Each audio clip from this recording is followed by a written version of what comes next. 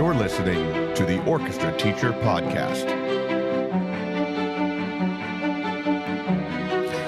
Welcome to the Orchestra Teacher Podcast. This is Dr. Charles Laux, and really excited about our early morning recording here. This is the earliest podcast I've recorded before, 8:30 a.m., and it's Tuesday, January 2nd. Welcome to the new year. Happy New Year, everybody. Super excited about this year. Just so many great things going to happen with school, and it's going to get crazy right now. And I know all of you are probably in that same boat, preparing your lessons and preparing and get everything ready for your new semester. I know for me, I have some things this weekend. I have all-state auditions coming up. I have an orchestra camp I'm doing on the 20th, and then I have a pre-LGPE, or large group performance evaluation concert, on the 30th. Our large group evaluation is February 7th at 8 this year, so crazy times. And I have a GMEA conference stuck in the middle of there too the week before. So it's a crazy time, but it's an exciting time. And I hope everybody has had a wonderful break and refreshed and ready for the new year. It's awesome. And so I'm excited about 2024. This is a big year, and we're going to have a great time. So our guest today is Jessica Billings-White, and she is an itinerant string teacher. We haven't had too many itinerants here on the podcast outside of the Boston, so we're going to let her talk today, and here she is. So welcome, Jessica, to the Orchestra Teacher Podcast. So excited to have you. Thank you so much. I'm so happy to be here, Dr. Laux. Thank you so much for having me. Well, we just met like a couple weeks ago here at Midwest, and officially, and it was just great to get to know you a little bit, and you're telling me about what you do, and I was like, well, let's get you on the podcast. And then I learned more about you, and you're doing all these leadership things within Massachusetts ASTA, and so let's talk about you. So you are outside of Boston in Lexington schools, is that right? Yes, I'm in the Lexington Public Schools. Okay, and what is your role there? So my role there is that I am one of 3 itinerant teachers, actually, and but we have a 4-person team. And I'm the only itinerant teacher that spans from the very beginning of a string player's career all the way up until where they graduate from high school. Very cool. So I get to see the entire trajectory of the program, which is fantastic, and the students also get to see a familiar face all the way through. Yeah, and so as I think we had talked about this in the last episode, just the rewards of seeing that growth and getting those and building those relationships. And, obviously your kids must love you. So just having, like you said, having that face and having that familiarity all the way through, that definitely helps with your retention numbers. It has to all the way through. It definitely helps. Yeah. And what's also great is that I have 3 other amazing colleagues that we are constantly in conversation about, okay, so how can we stick to the curriculum? How can we make this better? What isn't working? And we also have a really, really clear view of, okay, so we need our students at this certain area before they get to high school, or, that kind of thing. So the like you guys align the curriculum, and you're like, we're going to do this, this, and this, and we should be here when they get to this grade, and here when that's like kind of an ideal situation. It really is. I mean, we're incredibly lucky, and we're one of the few districts that still has in-class beginning lessons at the 4th and 5th grade level. That in order to make sure that, it's open to everyone, because we do have METCO students, which are bused in from Boston every day, which is a fantastic program. But these poor kids are on the bus from, 5:30 in the morning until 6:30 at night because of traffic. Yeah. So they get bused in from the city. Yes. To your district, which is, I think I looked at the map, it's north west of the city a little bit. Okay, great. Yep. So it's, and so that program is absolutely wonderful. And these kids come in from Boston and they have breakfast, and then they used to have lessons with us right after they got in. But we've had some finagling with our schedules during the past 2 years, but we were able to keep everything within the elementary schools, and the principals are, more or less really, really supportive of that. Okay, great. Fit it in. I mean, I understand the odds that they're up against where they have to have certain number of minutes for every single subject. Yeah. Like that. So they're up against, a wall and a hard space in order to. And so we're incredibly lucky that we still have that. That's a great opportunity for those kids too, to be able to come, and they may not get that string experience in their school that they're zoned for in Boston, right? And so to be able to come out and do that, and it is a long day, but I'm sure that the rewards outweigh the negatives on travel time. And I know when I was in 9th grade, our school was under construction, and so we got bussed out to another city to an empty school that was not used, and they bussed us out there just for the year. And it was my 9th grade year, and it was still junior high. So, but I remember like how much time I spent on the bus, and that's when I got a lot of reading done for like classes and things. And I was surprised how much homework I was able to get done on the bus. And so I don't know if take advantage of that time, but I just remember that now. We got bussed out to a separate city because our school was being totally rebuilt, and we had no junior high school that year. So it was kind of weird. That's incredible. Yeah.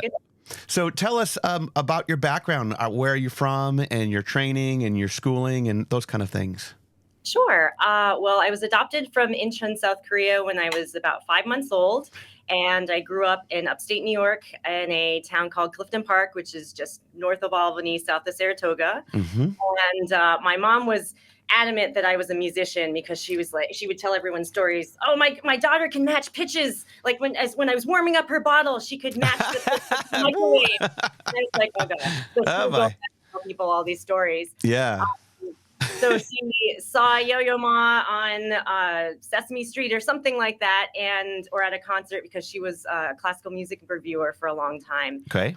And started me on the cello when I was 3, but I was in no way a prodigy. I never practiced. I was one of those kids that had ADHD and dyslexia, and getting me to sit down was incredibly difficult, and not hitting my brother with the bow was also difficult.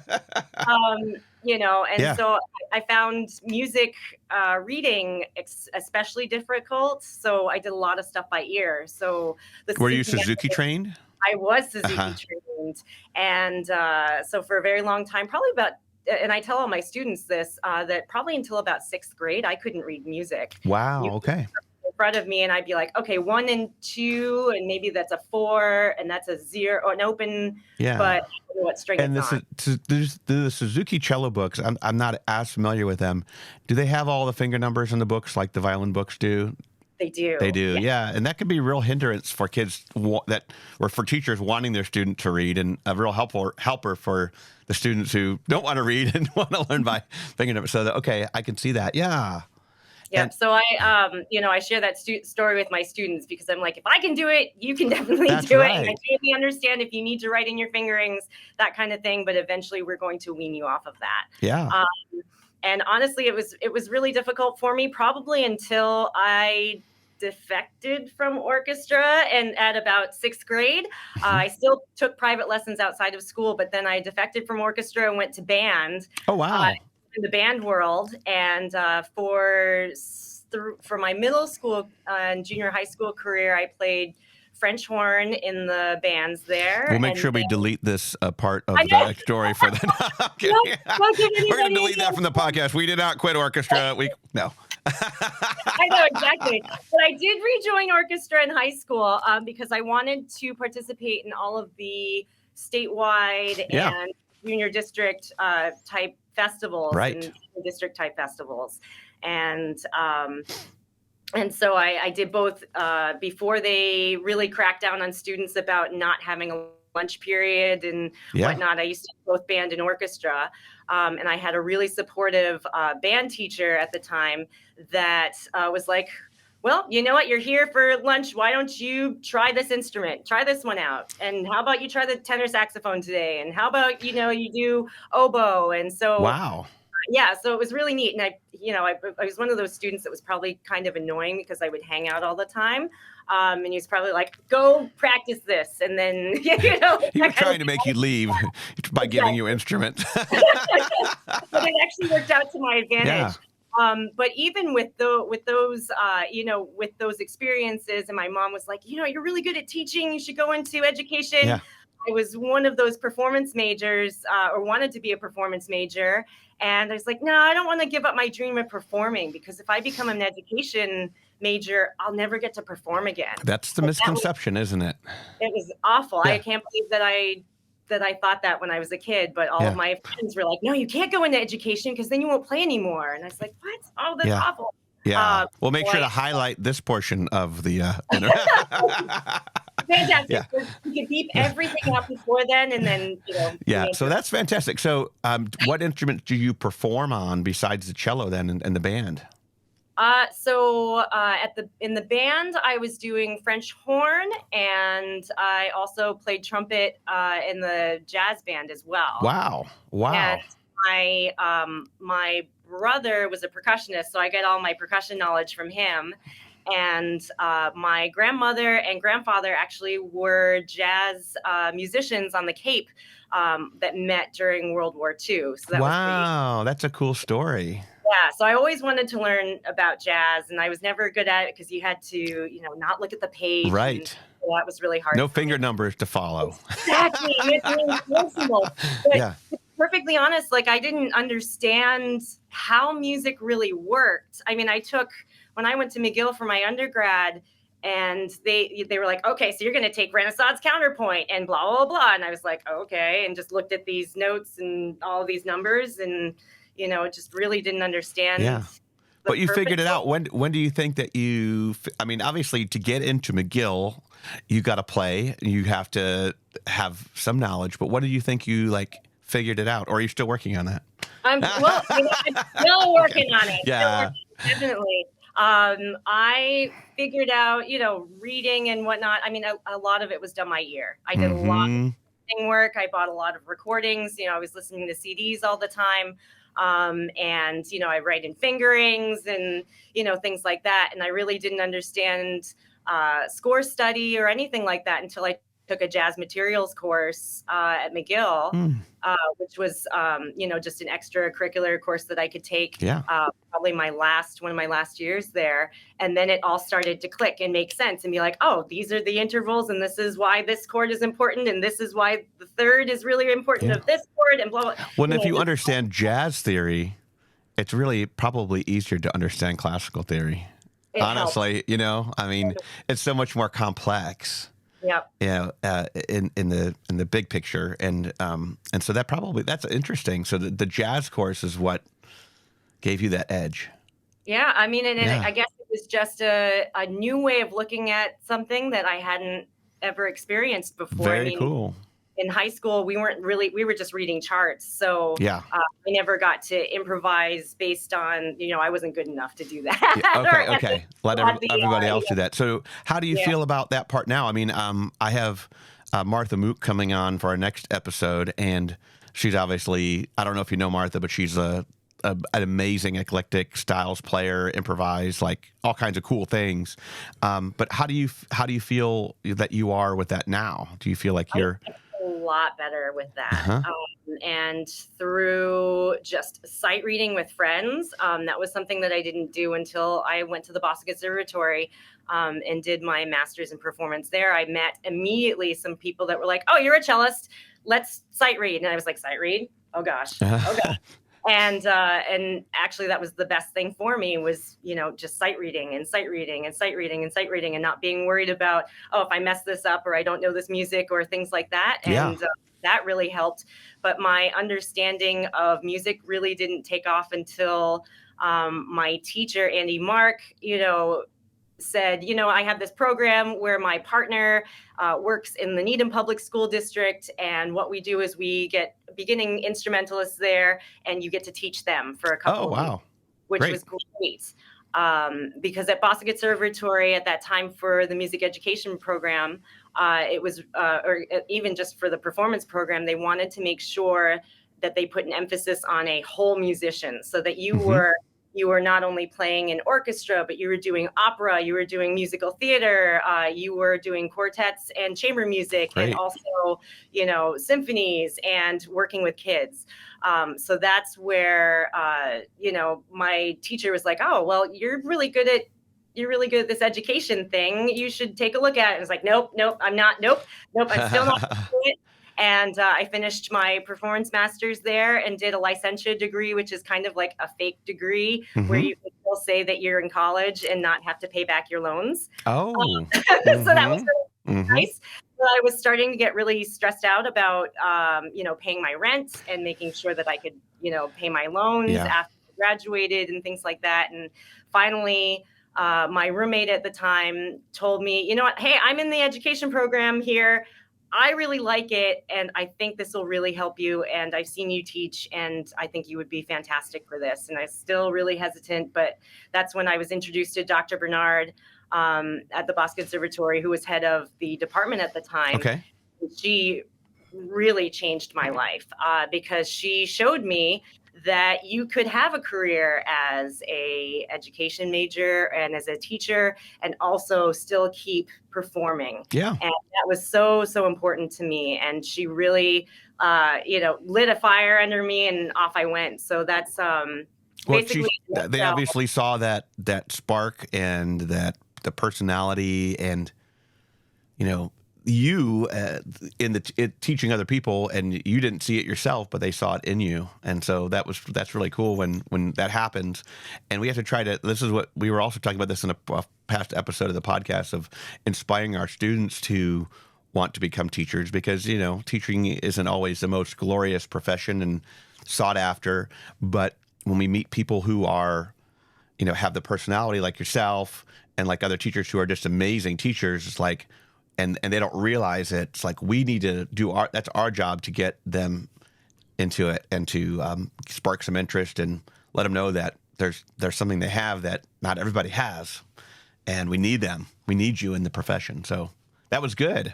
Now, so now you're 14. This is your 14th year in the classroom. It goes by fast, yes. It goes by real fast. Oh my goodness. And so this is my 10th year in Lexington, and we're incredibly lucky here because we touch the lives of about 950 plus students a year. Wow, that's a lot of students, which is fantastic. It is. That's 5 through 12 and strings. 4 through 12. 4 through 12. Perfect. Yeah, 4 through 12.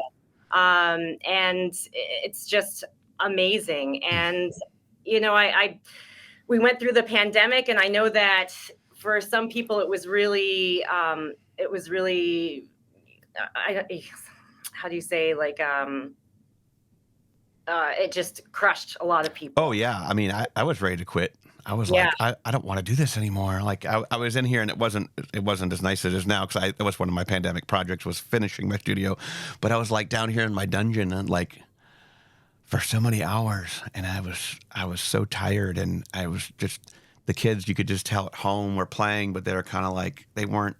It was just, the magic was gone, And it took a while to get it back. It's still coming back, but how are you feeling about the return of things after COVID? Are you feeling like it's 100% back? Are we 80% back? Or you're seeing it probably? I mean, I'm seeing it with my juniors and seniors mostly, and maybe a little bit sophomores, but it's starting to go away. The effects. How are you feeling about that with your kids? Well, with my kids, I mean, you still see the effects even in elementary school. The attention and just the, for lack of a better term, neediness of the kids. It's just still there. Lack of independence. Exactly. Yeah. And so that's something that we're slowly teaching them again, is that, okay, so if you have a question, you have to advocate for yourself, but, you can't blame you can't say, oh, I can't do this, so I'm not going to try, that kind of thing. Right. I want you to try. And what's neat about our program is that we can tell our kids, you know what, failure is good. Yeah. Because where that you can learn is through failure. So I want you to fail every single day. That's right. That thing. And just to change that mindset of, because a lot of my students are really, really scared to try, especially my older students. Okay. So I put a lot of time into building those relationships again and giving them something to, look forward to outside of school. Like with my symphony orchestra, Yeah.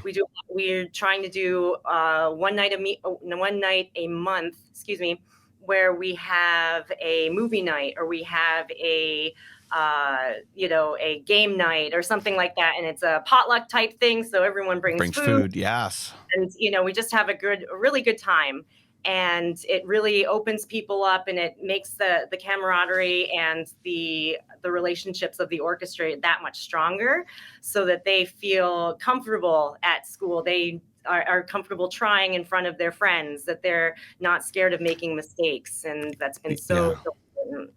It's definitely one of those things that if your students feel good with each other, and then I tell them, I said, we're all friends here. And I said, I know not all of us are best friends here because we have our best friends, but we all have to work together and we all have to respect each other.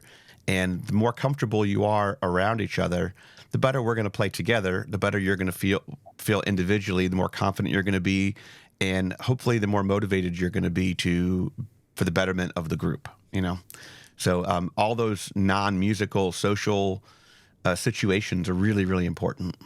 Yeah. Well, I've also been reading the Percy Jackson series with my children recently, and I don't know if you know anything about Percy Jackson. Percy Jackson, no.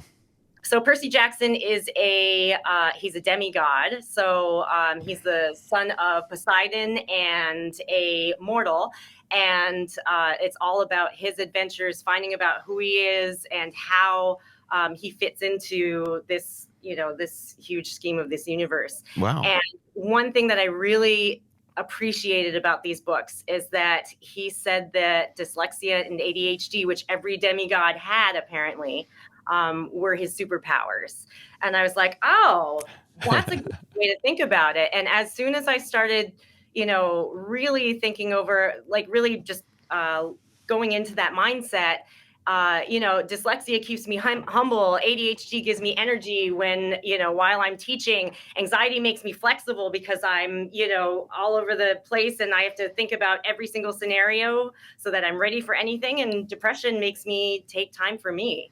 That's a really great way to think about it. And I know all the teachers that are out there listening, we all go through moments of, highs and lows, and so this is a really great way to think about it. Like, well, why am I low today? Well, maybe I do need some of that time for myself, and looking at it as a superpower rather than a disability or something that's going to bring you down, but use it to bring you up and use it to rationalize. Like, this is who I am. This is what it is. That's fantastic. I love that. Oh, thank you. Yeah. It took me a long time to get there. But well, sure. With all of my students, I lead with that. I'm like, hey guys, just so that and I have ADHD and dyslexia and depression and anxiety and blah, blah, blah.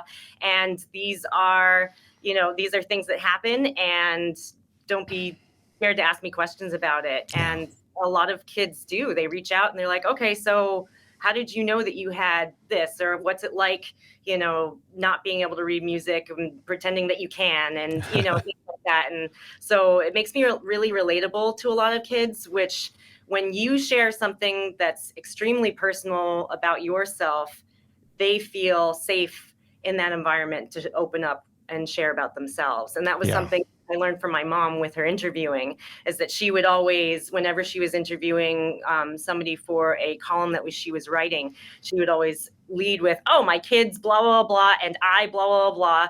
And then we'd get these really interesting, intimate stories from these musicians and composers and conductors that no one ever heard because they didn't feel comfortable. Yeah.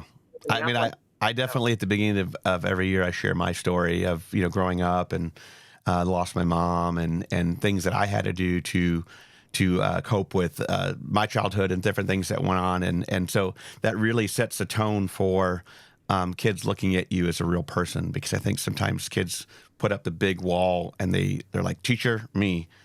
I ask questions. They teach me. I don't, but particularly in our profession where we're with kids year after year after year, for them not to understand who we are, and for us to not to try to understand who our students are, that's a big miss if you're not doing that. And obviously there's personal things that you might not want to share, but at the same time, if you're willing to do that, I think that does open up a big level of trust with kids. That higher level of trust, and then that reflects in the learning the gains that they make too, for sure. Yeah, that's really true. Very, very true. Very awesome. So, what are some of the things you're doing with your ASTA chapter? I know that it said in your bio that you are past president, secretary, and webmaster. So you're doing are you now secretary and webmaster and past president all at the same time? Oh. So those are all past okay. past positions that I held before. Wow. Way before the pandemic, actually. Okay. And so I was working on the board with the ASTA chapter of Massachusetts, and unfortunately I had to stop when I was diagnosed with depression because it was just too much for me. Yeah. There's times where you have to say no. Mm-hmm. And that was really hard for me because a lot of the colleagues that I had there and the friendships I had made, I felt like I was just letting them down. Yeah. But there's that time in your life where you have to just put yourself first, and sometimes we put our students first, we put our careers in a high priority, and there's sometimes where you just have to back up and say no and stop, and I did that a few years back, and there was a year that I didn't do any conference presentations or anything, and I needed to do that, for me and everything. So I think it was really, really good. So totally understand that, and people that are listening out there, if you're in that situation, take some time for yourself. It's okay. You can bounce back, and you won't even realize nobody will realize what you missed, or what the things that didn't happen. But if you don't want to have that downward trajectory for your life and have it have depression take over it and get so bad that you can't recover from it. So being able to recognize it and act quickly is important.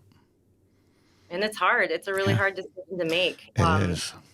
And then you realize, okay, so I was, you start looking at little accomplishments and little, positive things in your life as huge, undertakings, which we all should do more of, on a regular basis. Just be, a little bit gentler with yourself, and understand that you might not be able to do everything that you could do when you were younger, and that kind of audacity to just go out there, guns blazing and whatnot. So it gets harder. Definitely as you get older. The 2024 is the big 5-0 year for me, and I'll tell you, it does get more difficult. But at the same time, age is what you let it be, and age is what you make of it. So I'm not going to dwell on that. I'm gonna thrive on that, and keep going.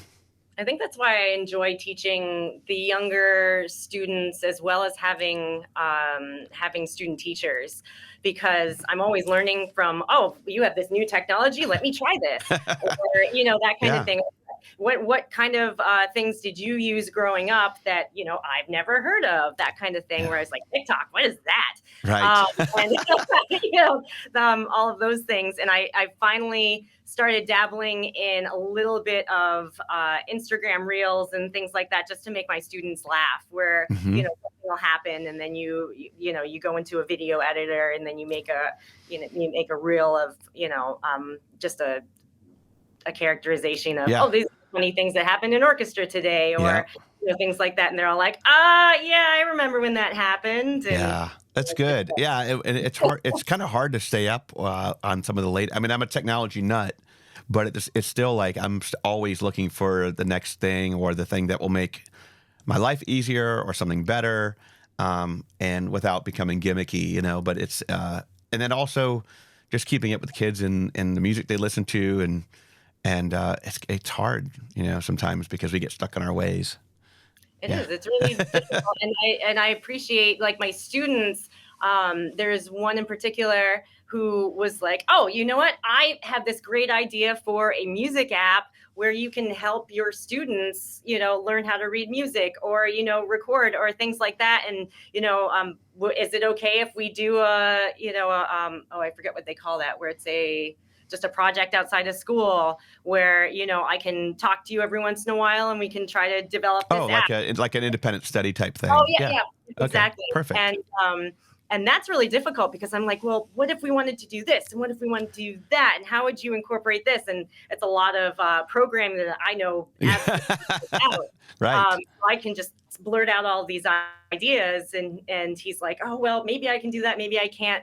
Let me think about how to do this. And so it's a real eye-opening experience for me in that way.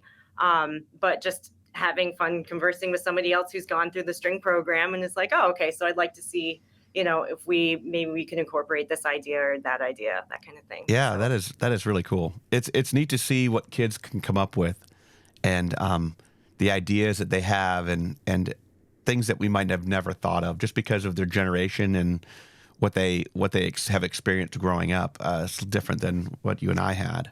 So I never had. I can't believe how fast technology is changing. I mean, we didn't even Google. Right. Yeah. I always joke with my students. I'm like, I said, you would never believe the cell phone I had when I was in high school. And they're like, was it that big one? I'm like, no, I didn't even have that. We didn't have anything. Like, how did you survive, Dr. Lux? I know. I really wanted a pager. So when I was in Canada, that's when the cell phone thing was booming. But I really wanted a pager because I didn't want to go home and listen to my, my answering machine and, that kind of things. And funny. So funny. Know, right? Yeah. So funny and then the whole thing with AI now, it's interesting yet scary at the same time, with all the things that it's able to generate, not just content or text, but even now like photos and videos that aren't real, but they look real. So that's the scary part. Someone's going to take over the Orchestra Teacher podcast. I know, right? Well, if you ever have your kids write an essay of some kind, I learned this from, I've never used it, but, and I usually don't have my kids write essays because then I have to correct them. Fun. Yeah, right? That's what I want to spend my time doing. But I learned from, I think it was the New York Times article talking about AI, and they said that if you hide a word in the document, the assignment, like say it's a Google Doc, but you make the writing match the background, you put a word in there like a lemon or, something. And if their essay comes up with that word or something about a lemon, then you know that they've used an AI to copy it. Oh, or they they paste. Okay, yeah, interesting. Like, oh, that's really ingenious, but also devious, and I don't know how I feel. Yeah, it's going to be interesting to see the future of how it impacts our profession and the academia as a whole, just with plagiarism, and it's going to get harder to detect, because the writing will get better. It won't be so scripted, and because you can look at an AI written like article or whatever, and like, okay, yeah, that looks like it's very formatted in the AI way. But now it's going to change. So pretty interesting. I guess that's why it's a good thing we do what we do, because we can have in-class assessments, or we can have their STEM partners or the person that's just standing next to them assess them. Yeah. It was something that I learned from Angela Harmon, actually, because she does a lot of in-class assessing so that, she doesn't have to sit there and listen to recordings. And I do a little bit of each, but it is hard to listen to a lot of recordings on the outside. I mean, you have a lot of students, and each one's a minute long, and you have 150 kids. Well, that's 3 hours minimum. So it's difficult to do for sure. Now, do you use something like Flipgrid or you do Flipgrid? Yeah, I use Flipgrid. That's one of our. It's a Microsoft product, so our county approves it. I see that you guys are Google. Are you guys a Google district? Yes, we are. Google. I'm so jealous. But we do have Flipgrid. I'm scared of the Microsoft. What people have said about the just the way it's configured and whatnot. Flipgrid has been good, but it's I'm a Google fan, big time, and I used to use Google Classroom before COVID, and then after COVID they said no, you must do this, and this. You can't use this. So it's what it is. You got to use the tools that the school district approves. Well, have you heard of Vocaroo? Have you ever used Vocaroo? No. So Vocaroo is a free program, and it was okay by our school district because it doesn't collect any data, but it's a lot of the foreign language teachers use it for just analyzing people talking, and so it's just a site where you can record something.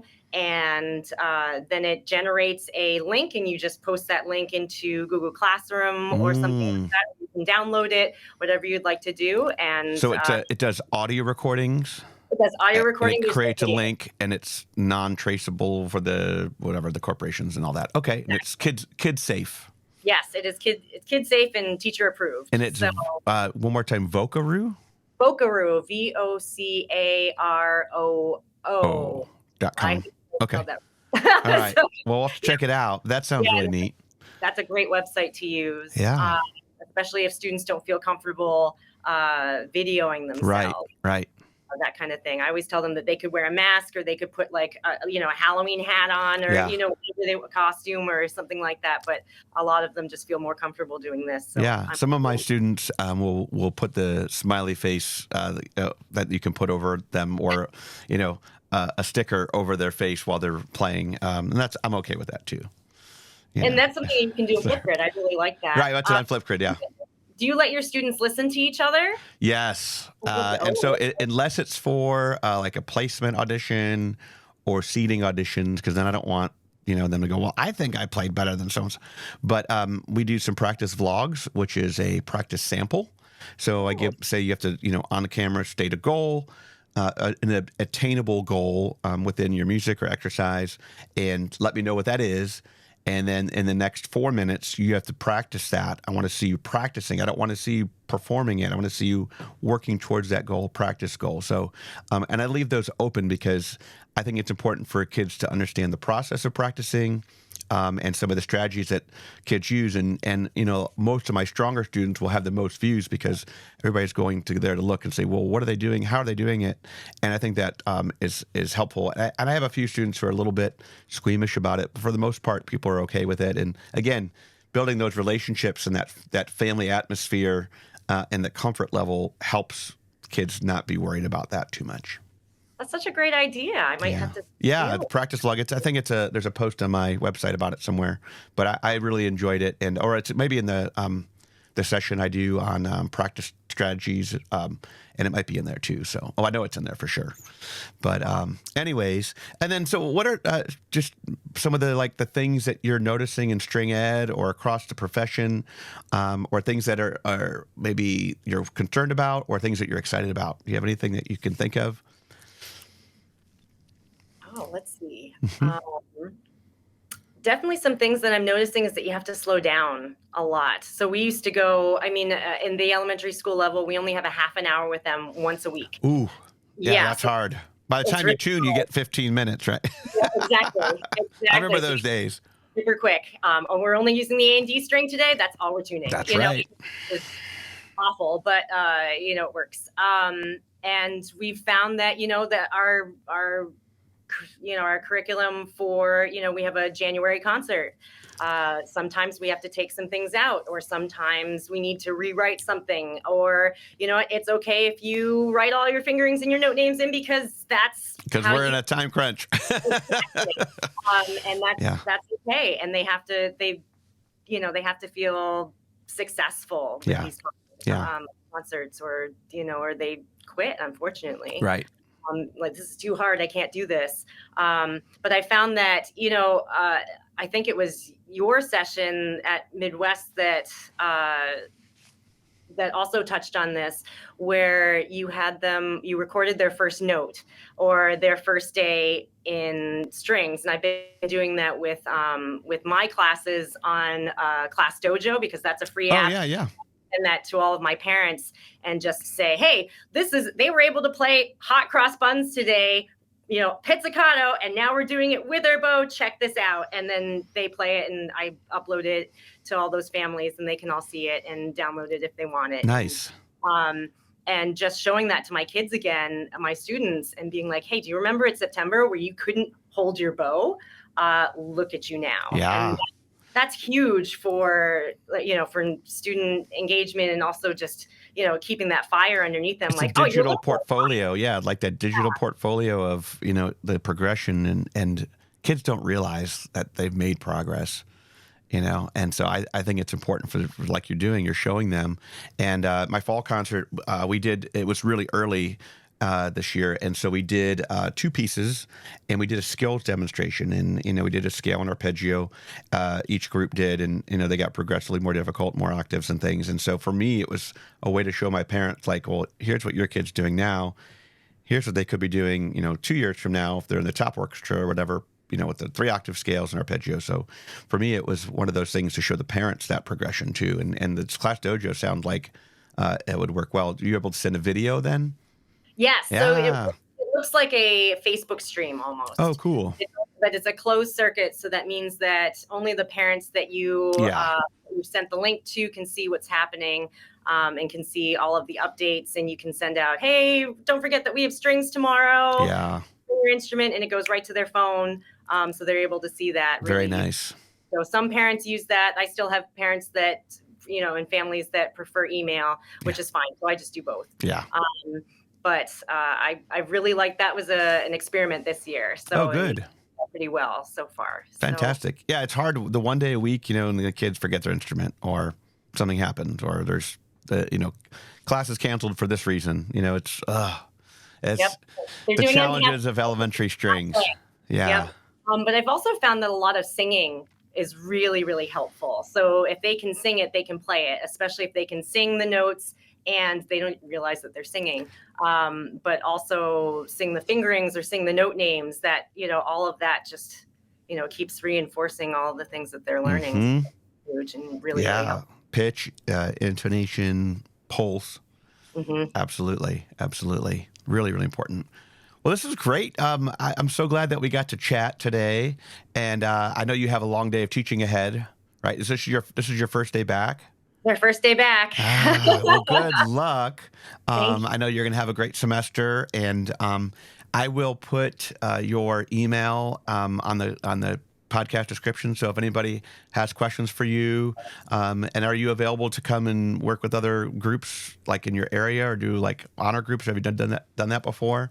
Oh yeah. Yes. Yeah. So definitely reach out, everybody out there, reach out to Jessica if you're interested. But it's been so fun to get to know you a little bit more. And I'm glad that you were willing to come on the podcast and be a guest today.